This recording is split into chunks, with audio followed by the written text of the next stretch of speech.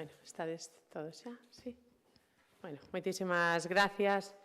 Perdón polo pequeno retraso. Ben, bo día. Non sei se lembran que a diferencia do Bloque Nacionalista Galego e o Partido Socialista, o Partido Popular de Galicia presentouse ás eleccións autonómicas cun programa de goberno completo e real, 872 medidas que a min me gusta chamar compromisos cos galegos e coas galegas. O último apartado do programa, e non por iso o menos importante, foi o que titulamos A dignidade de Galicia. Non sei se lembran. Esta é a parte do programa electoral que resumimos no seguinte texto.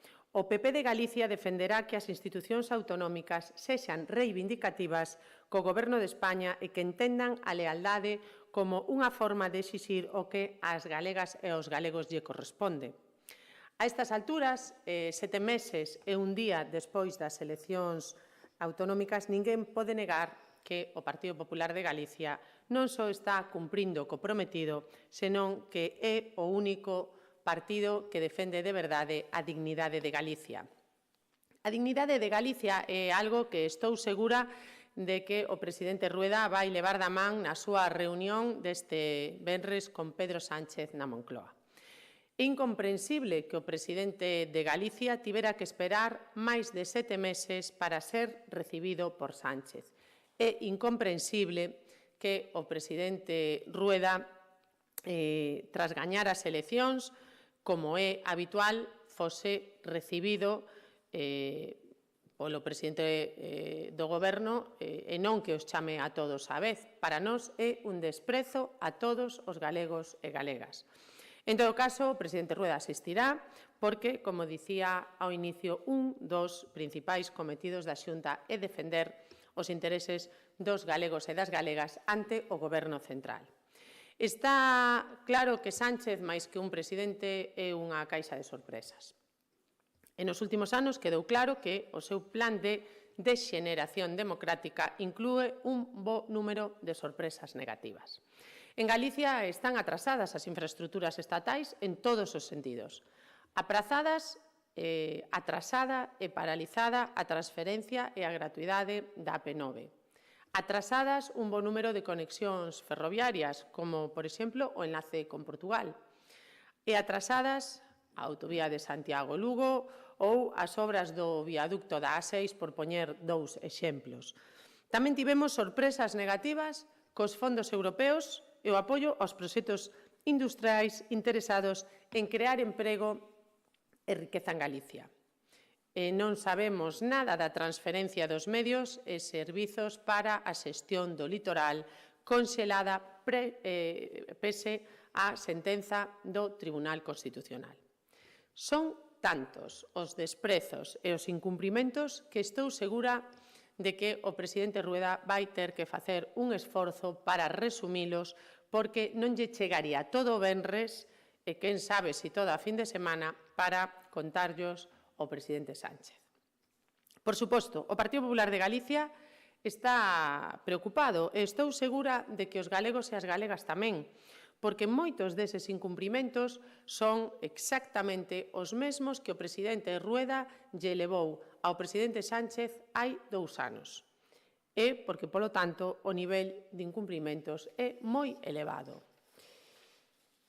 E de teloneiro, pois esta semana temos ao Bloque Nacionalista Galego que se atreve a dar leccións de servilismo cando investiron a Pedro Sánchez a cambio de absolutamente nada.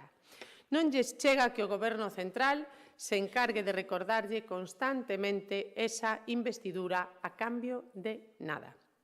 Porque, como saben, o seu pacto de papel mollado xa leva un bo número de incumprimentos. Está claro que o plan de desxeneración democrática de Sánchez inclúe incumplir o que pacta cos seus socios de goberno e, por suposto, incumplir coas demandas de todos os galegos e galegas. Por iso, Galicia, co presidente Rueda ao frente, defenderá mañán a súa dignidade aos que pretenden erosionar a igualdade entre todos os españois. Ben, pola miña parte nada máis. Se queren facer algunha pregunta, estou á súa disposición. Esta defensa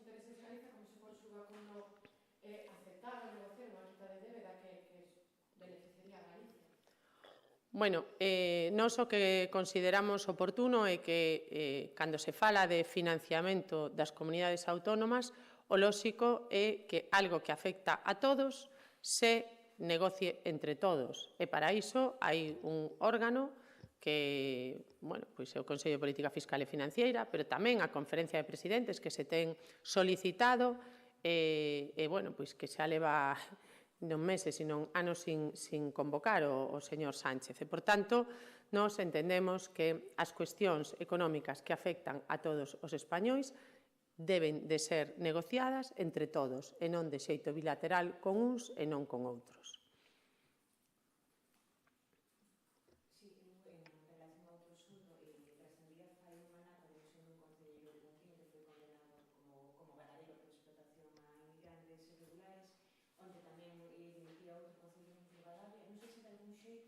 Pensa que habría que endurecer a filtraxe das listas para evitar este tipo de casos que trascenden así de vez en cando ou se o ve moi complicado para a conxuntura de Galicia? Bueno, o Partido Popular de Galicia ten máis de 1.800 concelleiros en Galicia. Por tanto, as circunstancias personais de cada un é difícil de coñecer, non? En calquera caso, os dous presentaron a súa renuncia e a súa baixa do partido e eu non teño nada máis que decir. Ben, moitísimas gracias.